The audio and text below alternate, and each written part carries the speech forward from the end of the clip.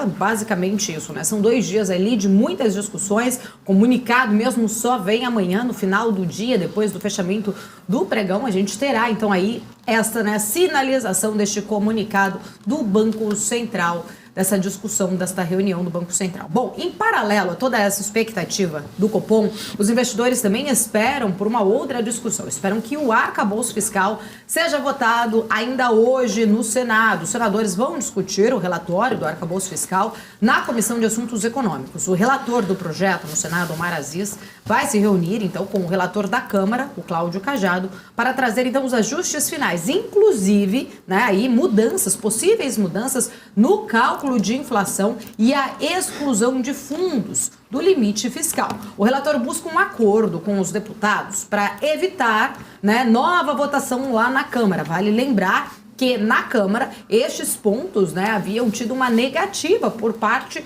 dos deputados. Quando se chegou, então, no Senado, exatamente nesta comissão, no CAI ali, a Comissão de Assuntos Econômicos, houve, né, essa discussão dessa possibilidade da retirada destes pontos. E com isso precisa voltar para a Câmara. Por isso há toda essa preocupação, principalmente do relator lá no Senado, em conversar com o relator Cláudio Cajado da Câmara e, inclusive, né, também falar ali, ter a validação deste alinhamento com os deputados. O presidente da Câmara, o Arthur Lira, já solicitou mais dados sobre o impacto fiscal destas medidas. Um pedido de vistas pode adiar a votação, inclusive, para quarta ou quinta-feira. Eu estou olhando aqui, Felipe, o Omar Aziz, ele acaba de confirmar lá que o Senado vai realmente mudar o Fundeb e o Fundo do Distrito Federal no projeto do arcabouço fiscal. Havia, sim, essa grande expectativa, né? Então, ele anuncia agora, há poucos minutos, há 8 minutos atrás, então, que, né, o relator do Senado disse que o relatório dele não é o soberano.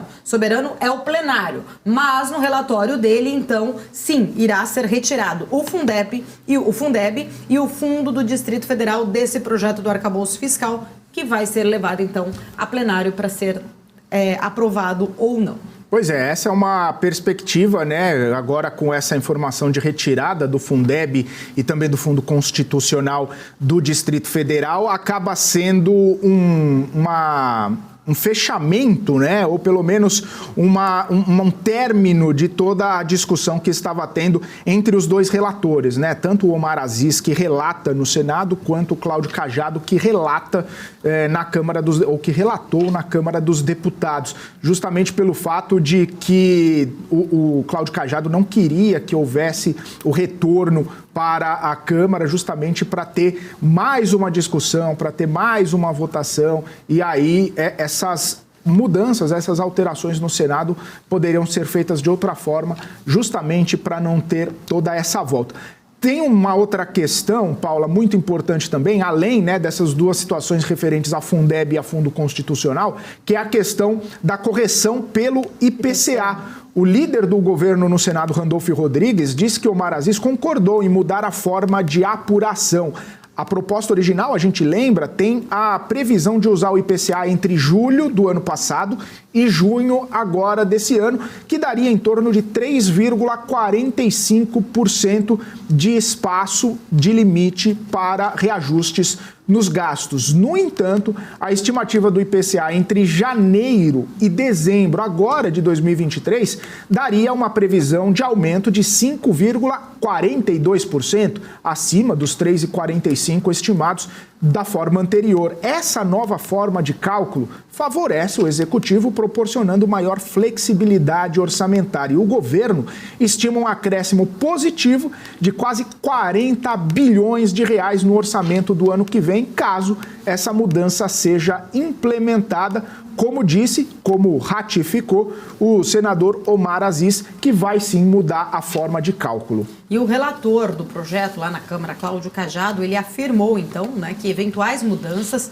só devem ser votadas em julho pelos deputados. Segundo ele, somente depois das festas juninas. Mesmo assim, os deputados ainda teriam que correr com a votação, porque o recesso parlamentar, lembrando que começa daqui um mês ali, menos de um mês, dia 17 de julho, que começa então o recesso dos parlamentares, e há uma expectativa, né, que isso aconteça antes deste recesso. A agenda da Câmara, ela está esvaziada nessa semana em função das festas juninas lá no Nordeste, e também na próxima semana vale lembrar que o presidente da casa, o Arthur Lira, ele vai participar de eventos em Portugal, não estará aqui no Brasil exatamente, vai ter eventos fora, e para dar toda a celeridade a este processo, né, os parlamentares governistas chegaram a defender a aprovação do texto, como ele veio da Câmara com um compromisso de veto justamente a esta questão do Fundo Constitucional do Distrito Federal. Estou até olhando aqui, viu, Felipe, há uma atualização justamente depois que o Omar Aziz voltou a afirmar, né,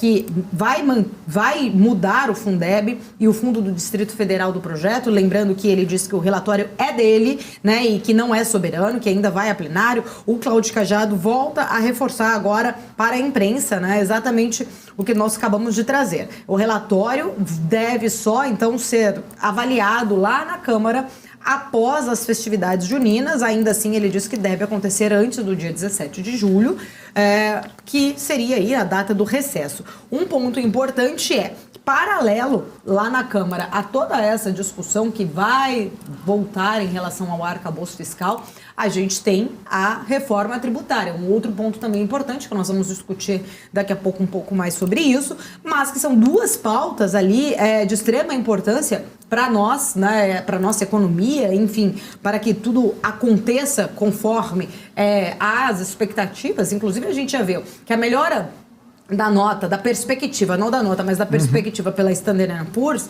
traz uma sinalização da questão do arcabouço fiscal, né? Traz uma sinalização da política fiscal.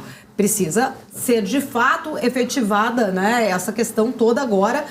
Vamos ter essa avaliação, a votação primeiro no Senado, volta para a Câmara, mas tem mais aí algumas semanas de discussão pela frente. A expectativa que o mercado tem trazido, ontem a gente viu, né, esse otimismo todo está muito ancorada, claro, na questão do Copom, mas também está muito ancorada na política, não só a política monetária, mas a política fiscal. Temos ainda aí um processo pela frente nas próximas semanas de discussões sobre essas duas pautas que são importantes.